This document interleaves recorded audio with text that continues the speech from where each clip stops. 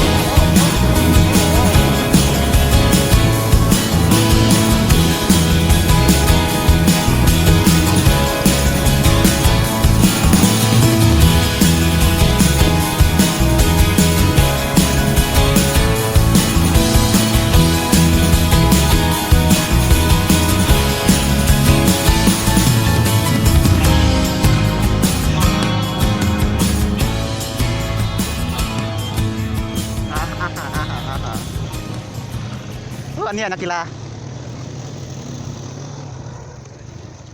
ทุกคนคือตอนนี้เราก็ได้มาอยู่ที่เดินบันจีของศึกษาแล้วเนาะนี่หูอย่างมึงปากซ้ำนี่เอาจับต่อนี่เนาะเกมก็กำลังจะเริ่มแล้วนี่เนาะทุกคนเดี๋ยวนี้เขากำลังซ้อมอยู่เนาะแบบกำลังวอร์มร่างกายเนาะอยู่ที่เดินเนี่ยเดินศึกษาเกมเริ่มแล้วเนาะจะได้ครับ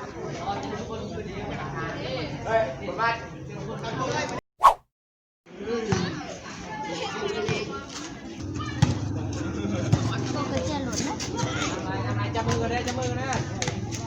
ให้เบิ่งเจนก็ได้บ่เห็นทางนี้เอามาคุยจับบ่มือกล้องซูมบ่ทันจับก็เห็นยังนี่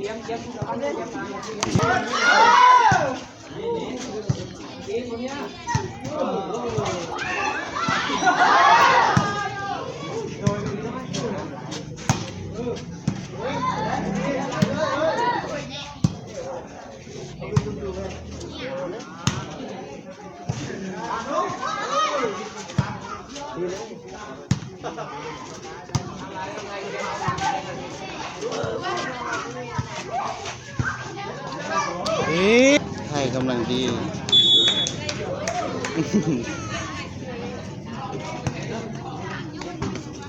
เขียดไปทำไปยำนี้เอาหนังมือกูกินยาแบบนี้คนเจอยังตัดผมไม่เปตัดผมกระขอบก็หนูชอบจะเดินกระขอบมันเปิดหนู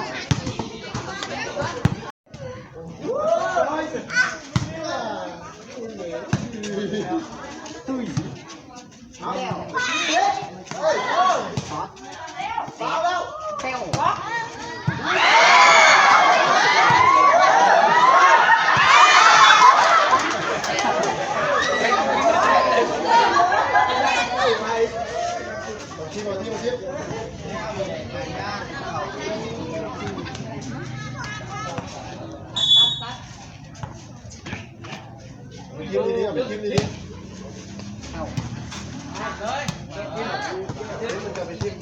โอ้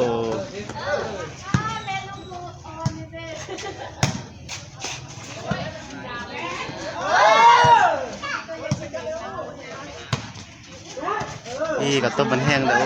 วโอ้โห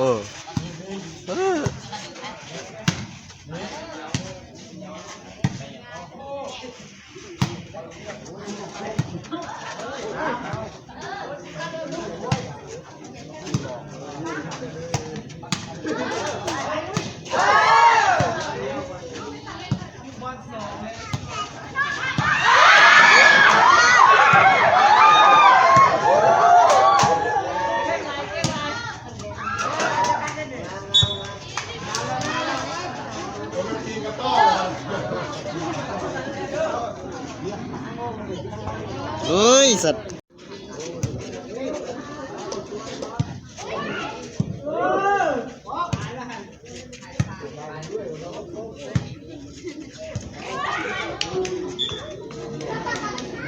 ทำมืดบ้างเหรอต้องไปเห็นกันโอ้ย แซ่บจิบ่เห็น ถ้าไปเบิ่งอยู่บน YouTube มันจะเป็นจะได้มันควรคลิปอยู่ มึงหน่อยตัดออก ตัดมันลำบากเบิ่งมันได้จักนาที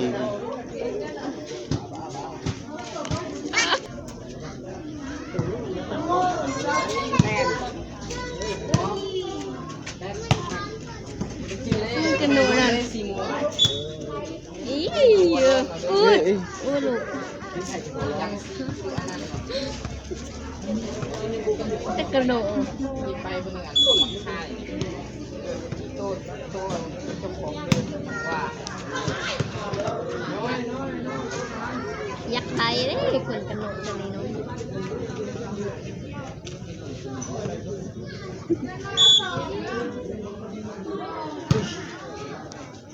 คืออยากได้คนนั้นอี ไ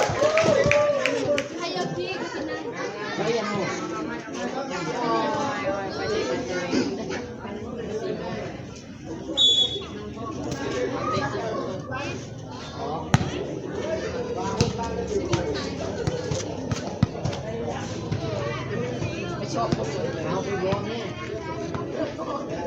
สองเกมละ นังแน่ สองเกมละ นังแน่ มีคนมาเปลี่ยนเกมนะ แต่ที่เอิ้นเห็ดสัง คือจิเอิ้นให้มัน ไปแบกวางจับใส่ประตูน้ำรอดตลอด เอาสั้นหนึ่ง มาแล้วแม่ เป็นหนึ่งส่วนสิจะได้ของมีจะได้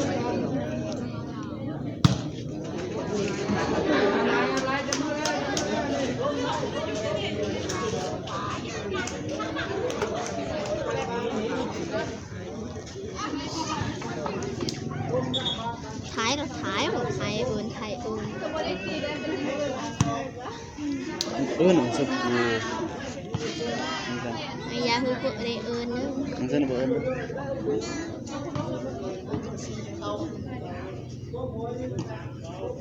และ คือจะท่วงให้มัน หมดแล้ว ตีบ่ได้ ยาคือกูได้เอิ้น เอิ้น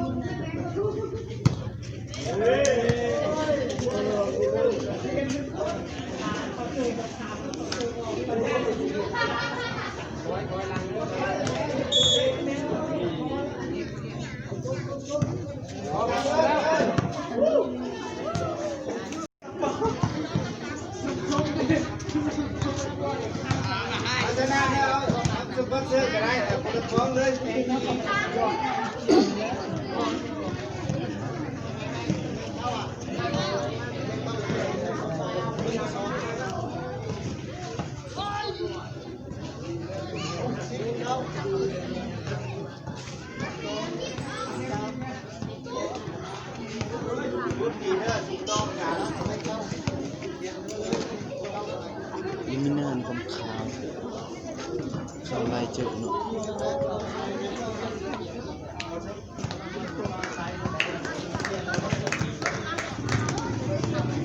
เบิ่งคนขาวของมัน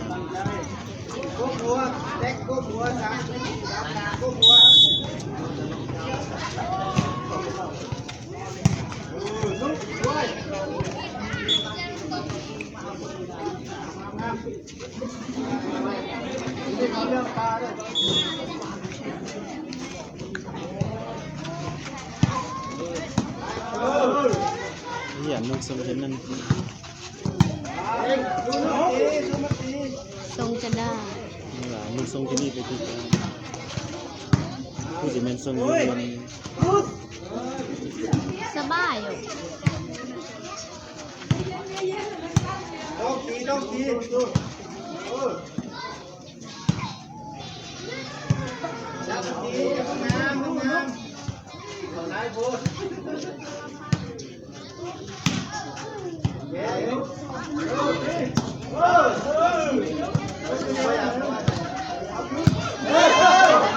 ต้มวัวครับต้มวัว ข้าวเหนียวแล้วก็ขา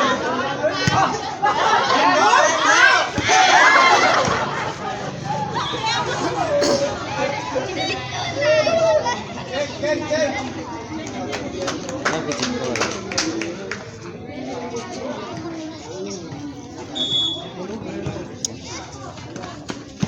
น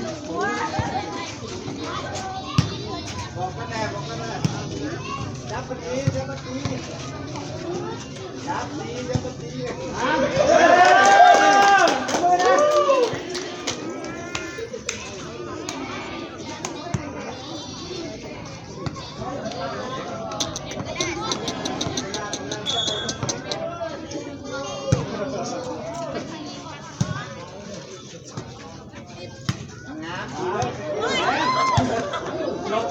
ล็อกมือตีมาได้ใครจะนี่แกอะไรอยู่เฮ้ยน้ำเอาไปไปลูกไปบนลูกหยอดเลยเอาเลยน้ำดีเฮ้ย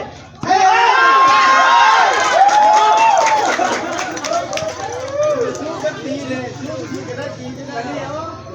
ยังไงกันก็เขายิ้มแซ่บตลอดสู้เรื่องการนี่ตายแล้วเฮ้ยเอาเลยนะ